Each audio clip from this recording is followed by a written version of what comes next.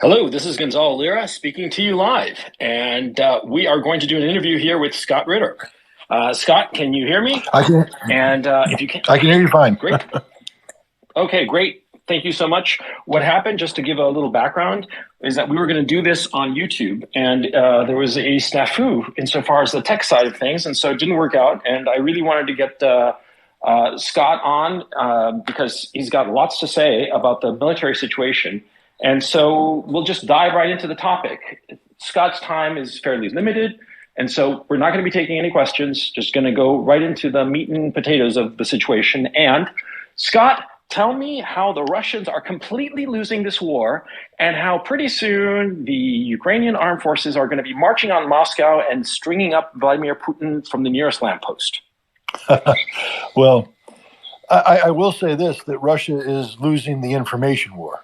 And I don't think Russia gives a damn about losing the information war. No. But unfortunately for people who are observing and commenting on this conflict, especially those who are trying to, bring fact-based balance to the narrative, it's an upstream battle because we're swimming against a flow of data coming out of Ukraine and the Western media and Western governments, which constitute what I would call an information operation or information warfare against Russia. And this is a serious aspect of this conflict that can't be overlooked because, Joe Biden gave away the farm when he gave voice to that which no one is supposed to give voice to, which is the reality of American policy vis-a-vis Russia, which is a regime change policy targeting Russia's president, Vladimir Putin. And the vehicle of regime change isn't military intervention or things of that nature.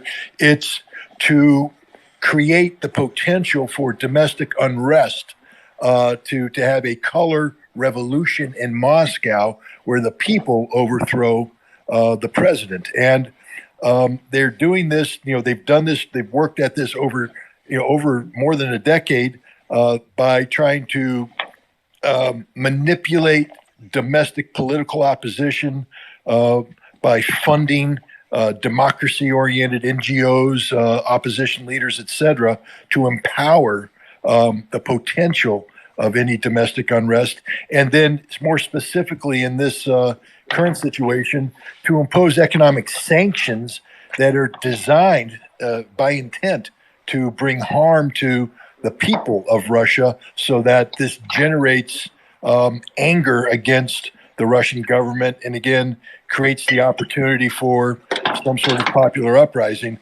The depiction of Russia as losing the war is part and parcel of this because the idea is to have this narrative boomerang back into Russia and demoralize the Russian population.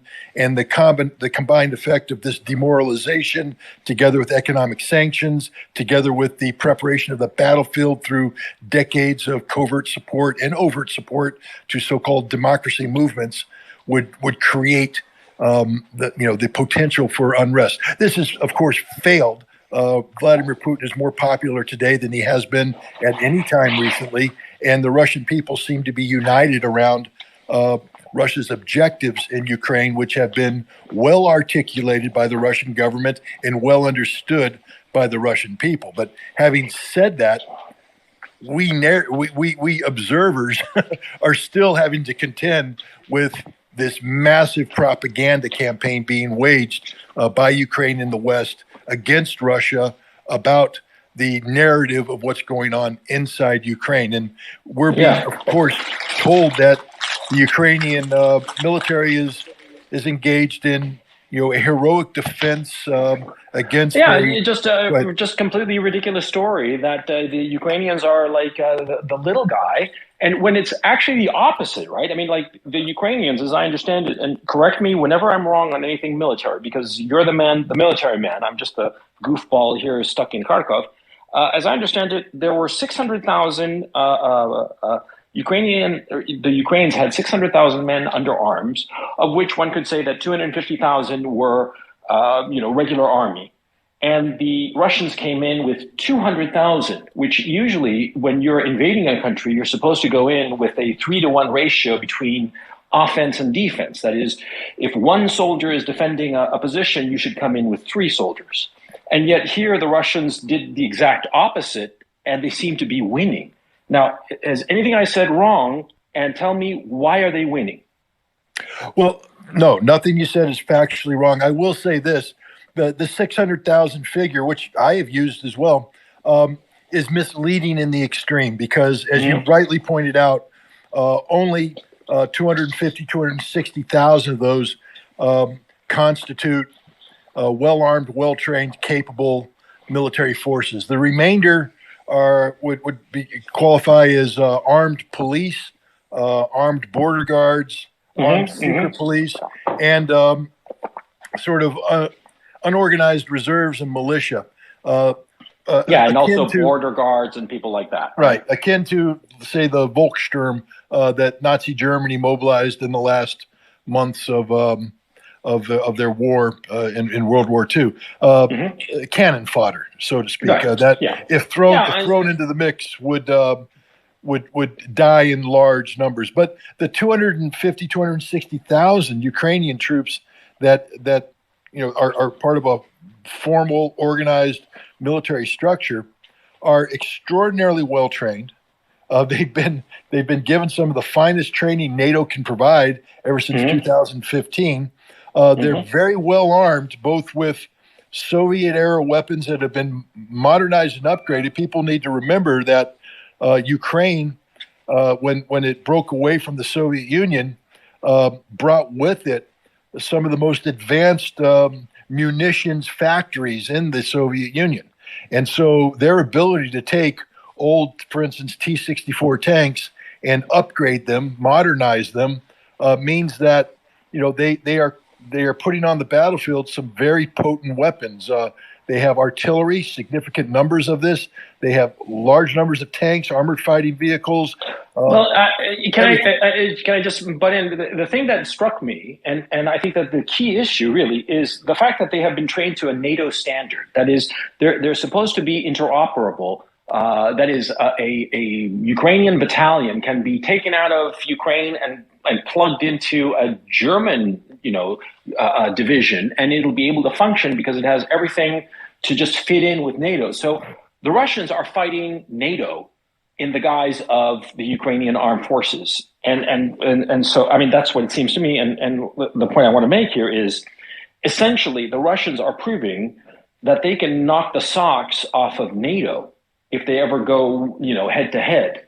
Would that be an accurate assessment? And do you think that that's the reason that it seems that the American military in particular is very leery of getting involved in this situation?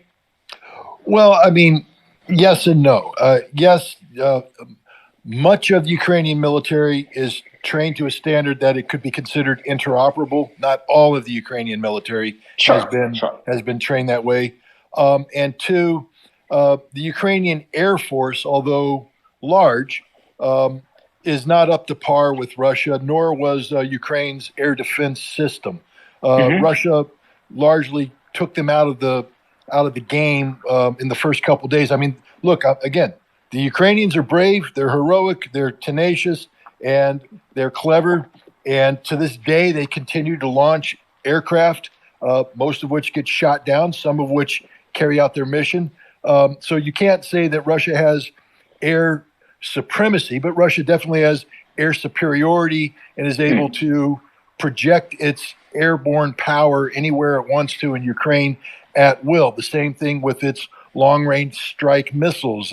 There is no viable cohesive Ukrainian air defense. And in this, I would say that there's a sharp departure from what Russia would be facing if it took on the actual NATO military component, because Russia would be facing world-class, air power and world-class air defense, and it wouldn't have, the domination. It would be a much more complex battle. But on the ground, we need to understand that, Russia a couple things we need to note. One, the Ukrainians are on the defensive, which means by definition they are reacting, not being proactive. And the initiative always goes to the proactive party. So Russia has designed a campaign that is based on, the precepts of maneuver warfare, meaning that they're going to carry out feints. And we have evidence of two different types of feints. One, the amphibious feint off of Odessa, where Russia sailed the Black Sea Fleet with, Marine contingents aboard ships off the coast, forcing the Ukrainians to A, keep whatever forces they had in Odessa in place, and B, reinforce them against any potential attack. This fixes a significant number of Ukrainian forces in place that cannot be used elsewhere.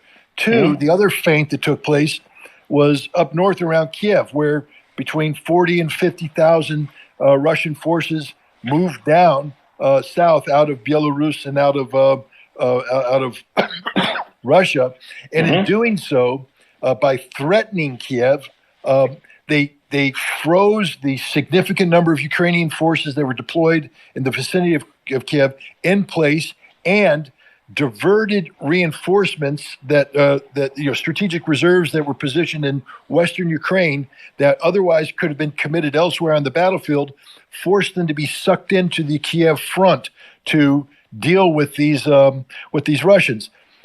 This freed up Russia to carry out its major military operations, which were focused on creating a land bridge between Crimea and Russia proper that would facilitate logistics and flow of military support. Key to this was the capture of Mariupol. This took some time.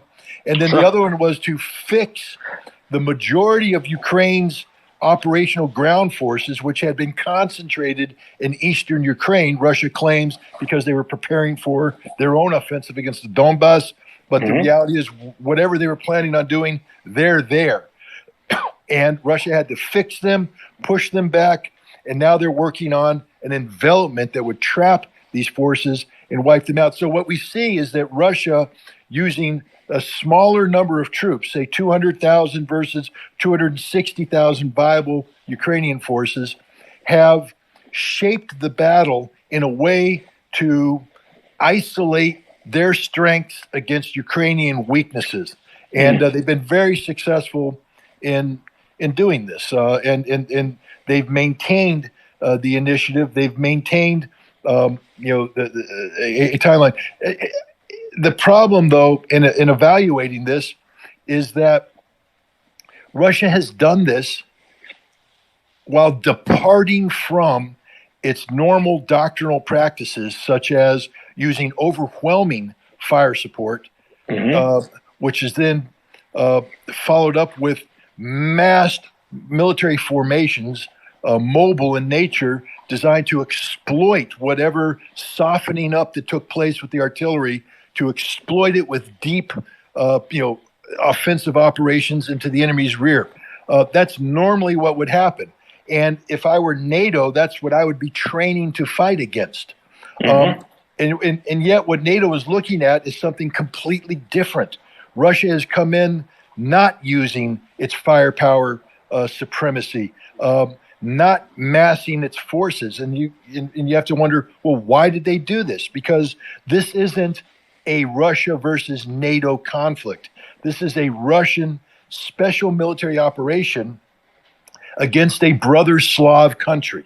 As much as Russia dislikes Zelensky, despises the Nazis, and is upset about the NATO orientation of the Ukrainian military, Russia does not hold animosity to the people of Ukraine. And the orders have been given to the Russian military to, with using all means possible to reduce the harm that's done to Ukrainian civilians and Ukrainian civil infrastructure. And so Russia has completely revised its operational doctrine. And what we're seeing right now is the initial implementation of an untested doctrine by a military that's been trained to do virtually the exact opposite of what it's being called upon to do. And what this means is that not only do they reduce their lethality, but they reduce their efficiency. They make mistakes. And when you make a mistake against an enemy as well trained and capable as Ukrainians, you will get slapped around. And in the modern battlefield, that means you're going to be killed. And that's why we're seeing video after video of Russian columns, of Russian tanks being destroyed, because the Ukrainians, they pack a great lethal punch. And if they're given the opportunity to cock their fist back and launch it and make contact, they're going to hurt you.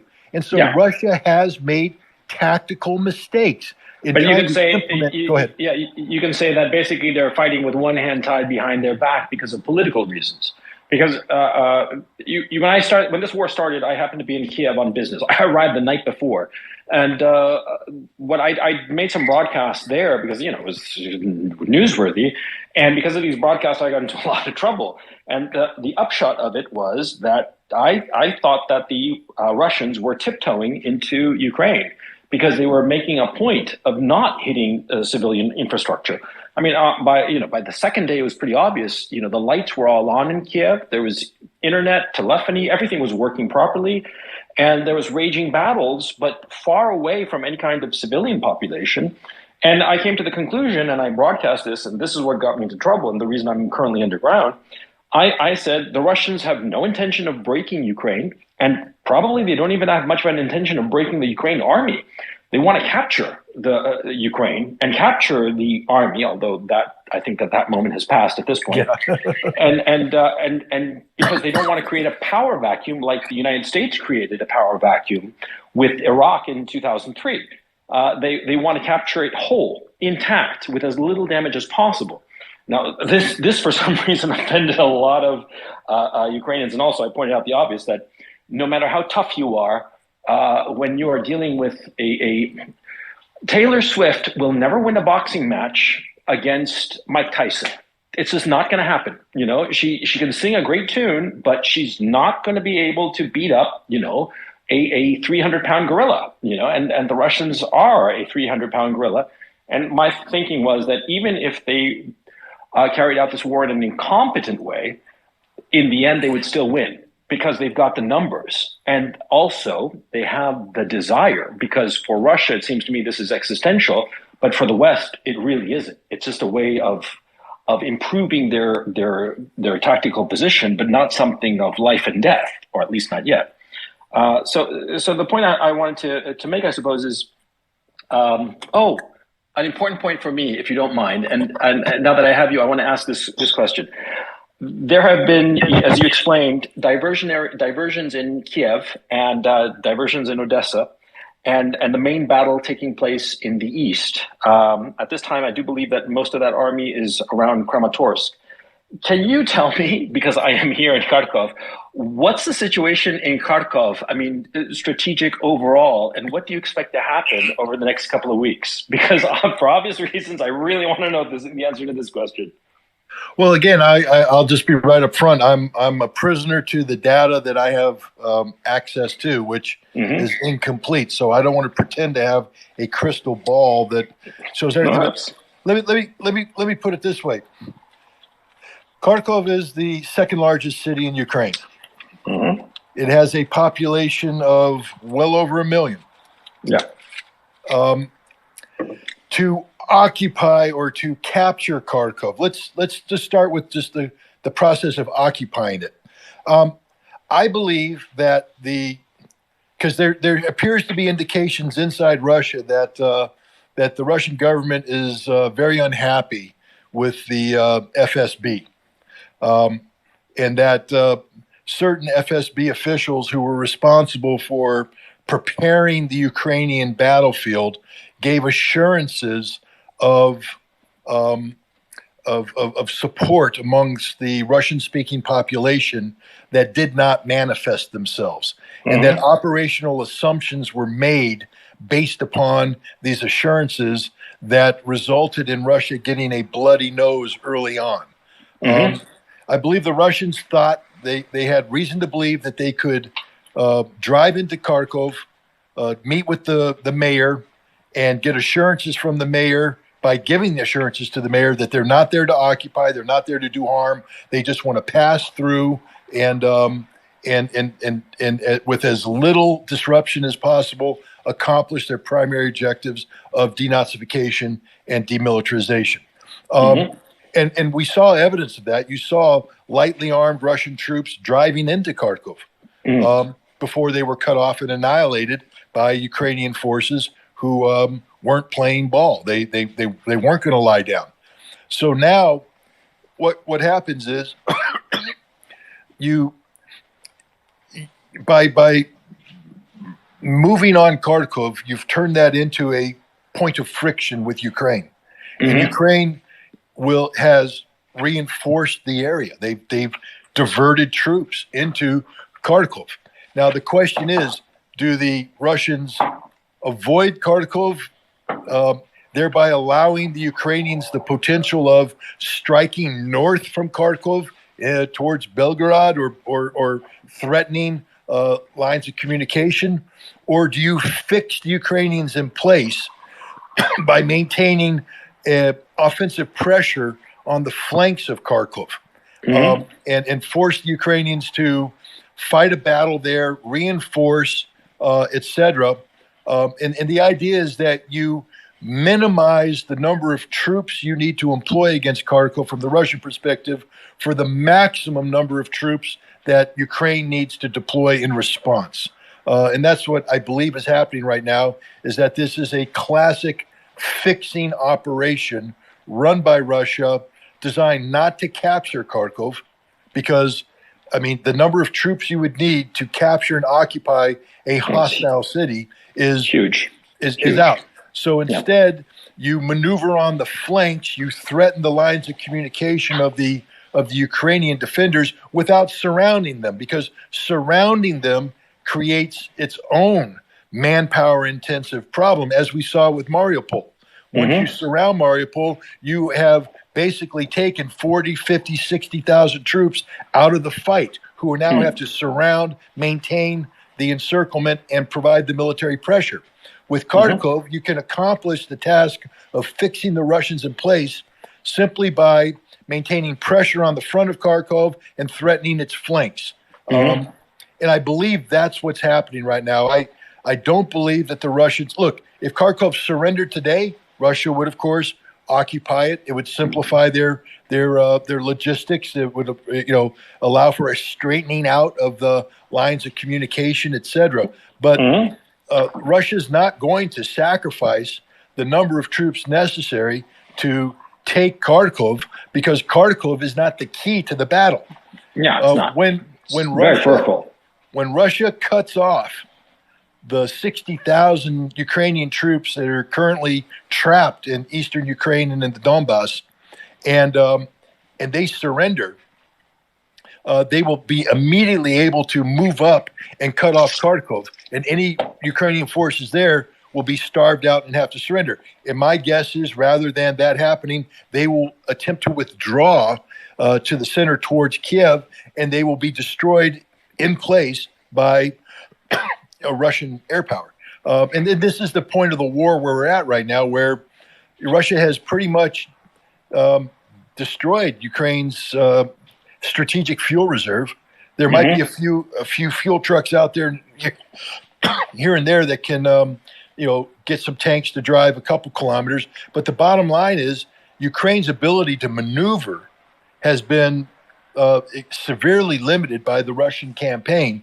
And so we're increasingly going to see the Ukrainians trapped in fixed defensive positions, which leave them vulnerable now to the application of Russia's artillery, multiple rocket launch systems, drones, air power, and they'll just get pounded into submission. And that's the stage of the war that we're at right now, where the Ukrainians are primarily static, and they're just being pounded to death by in maneuver warfare, as you've described it, being static is basically the kiss of death. Is that an accurate assessment? I mean, if you have an opponent, an aggressor here, who's constantly maneuvering for better position and never allowing any particular localized battle to suck in troops, like for instance, basically putting pressure on Kharkov without ever trying to surround it or without ever trying to take it, but just putting pressure to fix the enemy. If the defender has no more gasoline, no ability to move around, isn't that basically game over? Yeah, it's all over but the crying. And this is what the Russians have done. They've applied the principles of maneuver to allow a numerically inferior force to dominate the battlefield and dictate the pace of combat. Nothing that's happening on the battlefield today is dictated by Ukraine. Nothing. Yeah, not even from the beginning, actually, as far as I can tell. Right. No, Russia has dictated the entire pace of operations, scope of operations, and intensity. Now, Ukraine has carried out localized counterattacks, and some of those counterattacks have been effective. But the effectiveness of these counterattacks, from my perspective, appear to be limited in nature. I'll give you an example. North of Kiev is a town. I think it's called Irpin. Yeah. Now, Russia made a move into Irpin early on, and in doing so, forced Ukraine to divert reserves from Western Ukraine up to north of Kiev. How do we know that? Because among these reserves were the Foreign Legion that was being formed in Western Ukraine, and next thing you know, they're dying in Irpin. So we know that there's a direct cause and effect between the Russian probe and then Ukraine's response, which was to do what Russia wanted them to do, bring reserves up.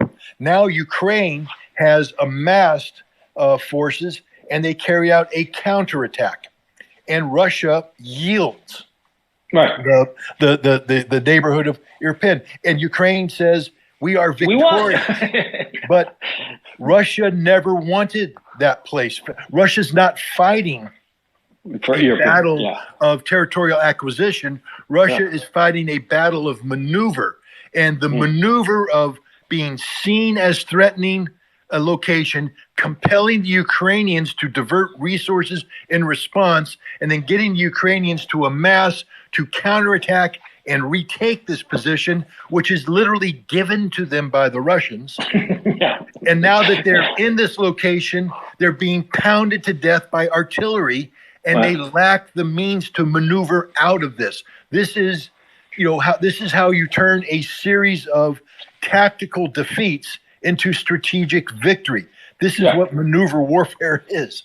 Yeah. By the way, when was the last time there was large-scale maneuver warfare like this? Well, during Desert Storm, and I was an active participant in that, both in the planning and execution of it. Desert Storm was all about maneuver warfare. It was, sort of the epitome of the application of maneuver warfare. Some will say that the U.S. invasion of Iraq in 2003 took on aspects of maneuver warfare, and that's true, except that fighting an extremely diminished threat. So, it's like, it's like bringing out the, New England Patriots back when they were winning Super Bowls and taking on the state high school football champs. Yeah, I mean, the high school football. It's a different class. Yeah, it's not going to work. So, it was the so-called maneuver warfare aspects of Operation Iraqi Liberation, Freedom, whatever you want to call it. Those aren't. I don't believe that there's many lessons that can be gained. But Desert Storm was, in fact, and many of the concepts I talked about. For instance, the amphibious feint. We had the 5th Marine Amphibious Brigade embarked on ships off the coast of Kuwait, freezing in place a dozen Iraqi divisions that could not be moved elsewhere. The 1st Cavalry Division launched a diversionary attack up Wadi al-Batin to deceive the Iraqis into believing this was the main effort, freezing the Republican Guard in place so that the main effort could actually maneuver around west and carry out the left hook, which ended up surrounding and defeating the Iraqi forces in mass. So, let me ask you a different question, because in Desert Storm in '91, as I understand it, and please correct me if I'm wrong, The United States, during the staging of Desert Storm, they embarked on a long campaign of basically air superiority, of just destroying all air defenses and any kind of competing fighter. And so basically, when the war started, the United States had complete air dominance, right?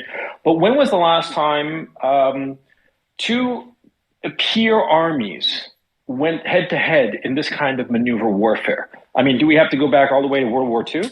Yeah, I think you'd have to go back to some of von Manstein's hooking and jabbing with the Russians or the Soviets. 1943, 1944, the great battles of maneuver that took place during that time is literally the only modern day equivalent. And a follow up question to that: if you're the professor here of this class, and you have to grade the Russian participants and the Ukraine participants in this war, what grade would you assign them, and what would you praise them for, and what would you give them a demerit for? Well, I mean, regardless, by the way, just a parentheses, regardless of their worth as men, as I mean, I don't want to. No, I understand. This isn't meant to denigrate. Look, I'd give the Ukrainians an A. Mm-hmm. Because they're doing the best they could possibly do. You couldn't ask for a military force with as many limitations as the Ukrainians have to perform better than they have. Mm-hmm. They have done an amazing job in a losing battle. I would give the Russians a B because they have, and B is a high grade. Because the grade should be a C, because they literally gave away almost all of their advantages by this doctrinal shift away from overwhelming firepower and mass. But so they I can't give you a grade for tying your hand behind your back. I understand why fair you're enough. doing it. I mean, yeah, but I mean, within the political limitations. Of course, that's a political. But you talked about military. But I give them a B because even though they tied a hand behind their back, their operational concept is extraordinarily mature, extraordinarily attuned to the battlefield reality, and has been, from my perception, extremely well exexecuted. So, now, what does that mean for the listeners who don't quite understand that? Well, what it means is you took 200,000 men and you were able to tie 260,000 opponents into knots, freezing the bulk of their forces in place. So, 60 to 100,000 Ukrainian, their finest mobile forces, by the way, were in eastern Ukraine. They've been kept out of any other battle. They've not been able to move to Kiev, move to Kharkiv, move to Mariupol. They've been frozen in place by the heroic efforts, by the way, of the Donetsk and Lugansk people's militias combined with the Russian military. They have fixed them. They are slowly grinding them out. But, this very bloody and difficult battle has kept the best forces Ukraine has kept them out of the other battles. So that's brilliant operational stuff there. The fixing operation in Kiev has been totally misunderstood by the West. I think when the final book is run, this will go down as one of the greatest military deceptions in the history of modern warfare. If everybody in the West is saying Russia should have captured Kiev, that means everybody in the West thinks that Russia wanted to capture Kiev, which means that the Russian deception actually worked. Now you have people today saying, "Oh, you're only saying that because you're saying that now to defend Russia's defeat." Really? How come?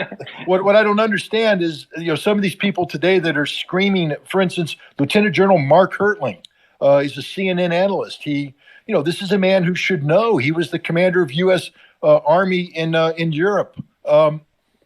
He knows the European battlefield. And before the war started, he accurately said the Russians don't have enough troops to capture Kiev.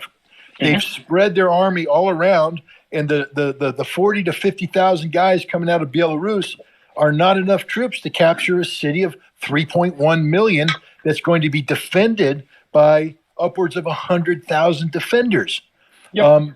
And yet, the second the Russians came down and started to envelop Kiev, he suddenly talked about the failed Russian effort to capture Kiev. And I'm like, well, wait a minute. You were right the first time. They don't have enough troops to capture Kiev. What they're doing is creating a sense. For instance, people have talked about the Russian air mobile operation against the airfield outside of Kiev in the first day of the war. And it was a very dramatic intervention, which the Ukrainians were compelled to respond by deploying more than a brigade and a half of armored forces to push these guys back. And everybody says, well, that shows Russian incompetence. I would say, really? That shows Russian professionalism. They came in with an air landing brigade, and they shaped the battlefield. They defined the battle. They forced the Ukrainians now to divert resources that could have otherwise been sent north to engage the main effort coming out of Belarus, instead to divert and waste their effort on these airborne forces who were never going to capture Kiev, but made everybody panic into thinking they were going to capture Kiev. I mean, this is the kind of... I was there when it happened, and everybody was thinking, oh, they're coming, the airborne is coming, they're going to take the whole city, we're screwed, and people were fleeing and just completely freaking out.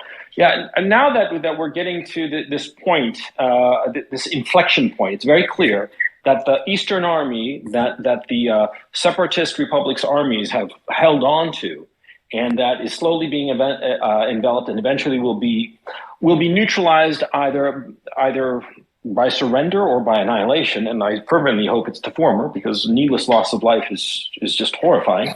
But the question I ask is, what happens now to the west of Ukraine? Do you think that, this is my thinking at this time, that there will come a moment when the Ukrainian army disintegrates. And from my reading, I've never actually experienced such a thing. But you have, and you've been watching this, and you have a lot more knowledge about this. When an army seems to disintegrate, it's all of a sudden they're losing, and then all of a sudden they just, like a pile of sand, they just spread out and it just falls apart. What's going to happen then, and what's going to happen with Western Ukraine in your expectation? Well, look, we have three. First of all, let's talk about Western Ukraine. I don't believe that you can carry out denazification unless you dismantle the political environment in which the neo-Nazi movement is sustained in Ukraine. And that comes from Lvov, not Kiev. Yeah, definitely. And Western Ukraine is historically, culturally, linguistically separate from the rest of Ukraine. And the Bandera, mentality is solely sourced from Western Ukraine. So Western Ukraine, you can't denazify until you deal with the Western Ukrainian problem, which means that at some point in time, Russia will have to deal with the Western Ukrainian problem. Right. Now, whether Russia chooses to do this militarily or politically, meaning going in and compelling change by force, or through negotiations, getting the Ukrainian government to pass legislation that bans political parties, outlaws the worship of Stepan Bandera, makes unlawful any Azov-type military formation. That's a political decision to be made by Moscow. I don't know. But now we come to what I believe is about to happen. And if you study history, you'll see, for instance, 1940, the Battle of France. Germany invaded France through the Ardennes and fought a grueling, bloody war with the French army and the British army. But it was a war that the Germans, using maneuver warfare, were able to outmaneuver, outflank, and ultimately defeat a larger military force. And when the French and British finally broke, the doors were just wide open to Paris. It was over. There was nothing that could stop the Germans. The French surrender became inevitable. We see the same thing during World War II, 1944, the battle for the fight for Army Group Center in the center of Russia. The Soviets launched major offensives that literally ground themselves bloody against the German defenses. But through maneuver and the application of mass, the German defenses eventually broke. And when they broke, this is some of the greatest offensive penetrations the Soviets were able to make, because there was nothing to stop them. There was nothing there. We saw this in Iraq when the Marines, 1st Marine and 2nd Marine Division, ground down the Iraqi defenses, and then they collapsed, and it was a straight shot to Kuwait City. Nothing could stop them. I believe that the Russians right now are engaged in the process of grinding down the majority of the remaining coherent Ukrainian defenders in eastern Ukraine. And when these 60 to 100,000 Ukrainians either die or surrender, the Russians, there will be nothing to stop Russia from pushing towards Kiev and pushing west. And at that point in time, it'll be up to the government in Kiev to decide what they want their future to be. Yeah, there's also something else too. In southwest Belarus, there seems to be a gathering of forces, and I've been hearing rumors this is a rumor, but the people mentioning this are people who have some credibility, at least as far as I'm concerned, and they claim that that there will come a moment where the Russians, once they've sort of like settled eastern Ukraine, once the army there has broken, they plan on doing a guillotine from southwest Belarus, taking, I forget the number of the highway, but it's a highway that runs parallel to the border between Ukraine and Poland, and just slicing through and just closing off the western entrance to Ukraine. Sorry about the air raid sirens, by the way. I can't help it. Well, you are a prisoner to your environment. I'll answer this, and then I have to go. Look, I take Lukashenko's, the president of Belarus's statements seriously. And he said, I have no intention of getting involved in this war. And I believe him. I don't believe that the Belarusian military is going to participate in this war as an extension of the Russian military. But what Lukashenko did say is that the role of the Belarusian military is to prevent Russia from being stabbed in the back from the north. And he was pointing towards Poland and the Baltics. And I believe that the Belarusian mobilization is a signal to NATO not to intervene in Western Ukraine through the insertion of a humanitarian peacekeeping force. I believe that if this was to happen, then Belarus would become involved as an immediate force of suppression, because the NATO forces, I believe, see Russia being having their resources dedicated to eastern Ukraine right now.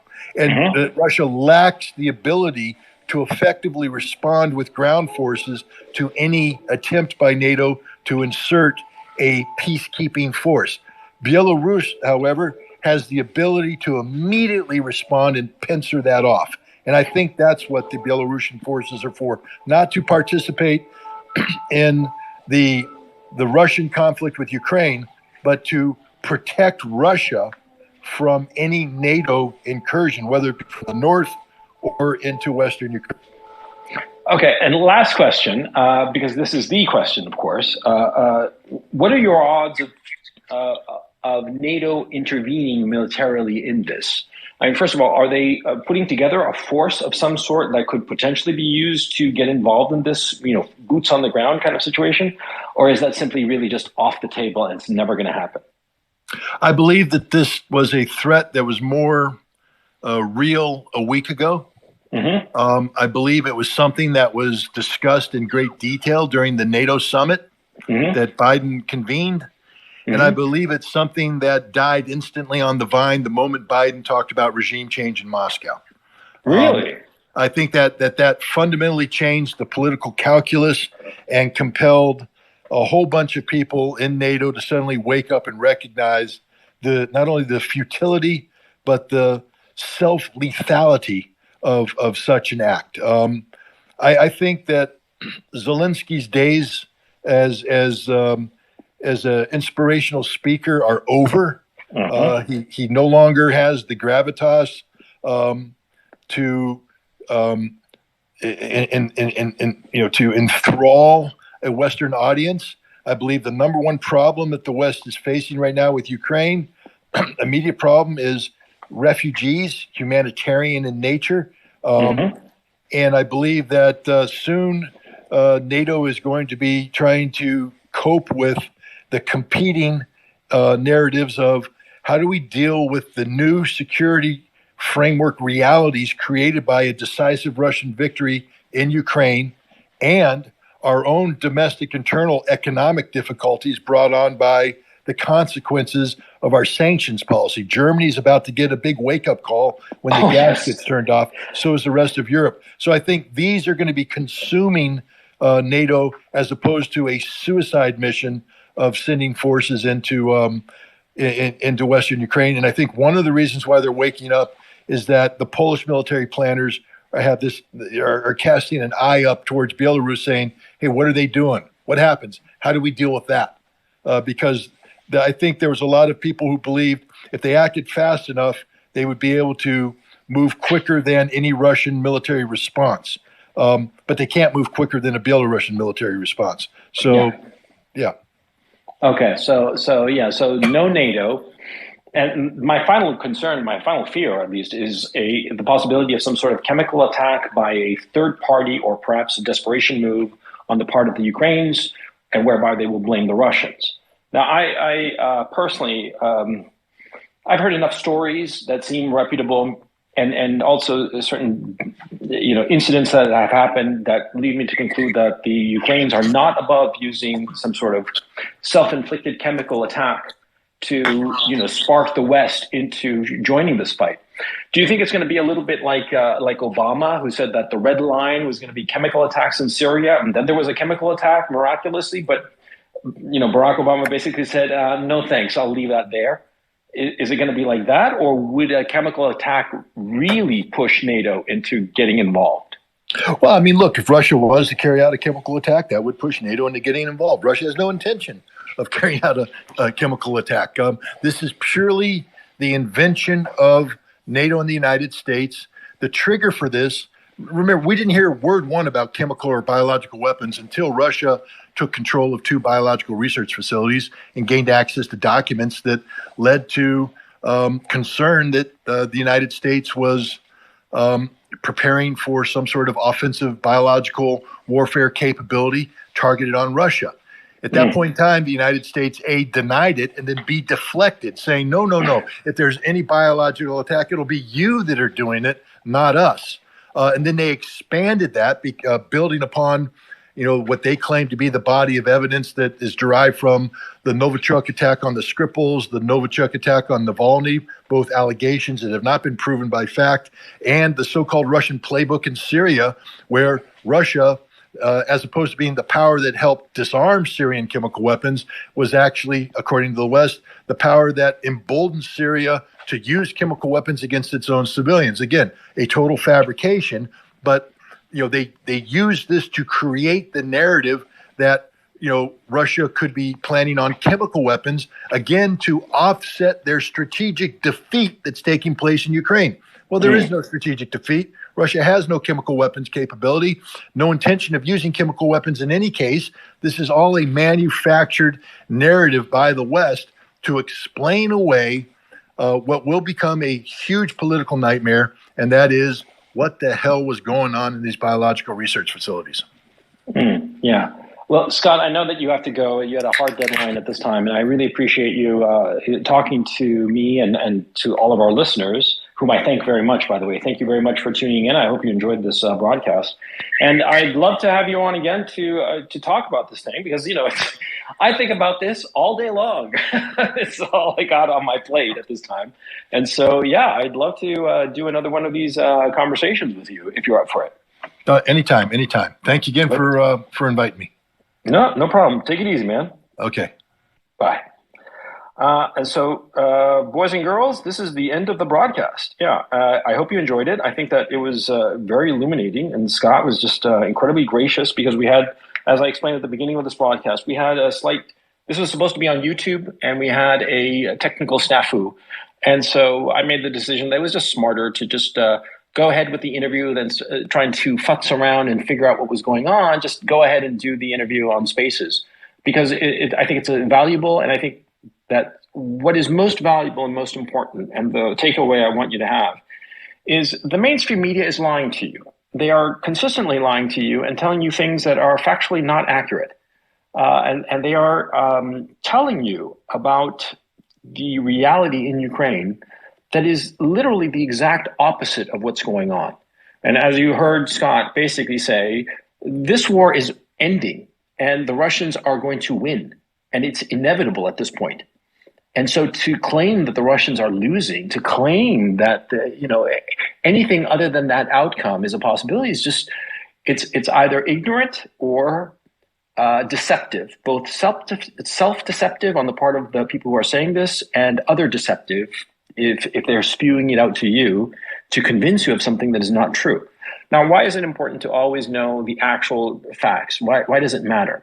Well, because if you don't understand what is truly happening, then you will be a slave to events. You will not be able to predict them. And the whole point of understanding reality as closely and as accurately as possible is so that you can predict it, so that you can prepare and ensure that you come out ahead. That's the whole point of it. To see reality as it is, ugly as it may be sometimes, so that you can be better prepared for it. Okay? So anyway, thanks for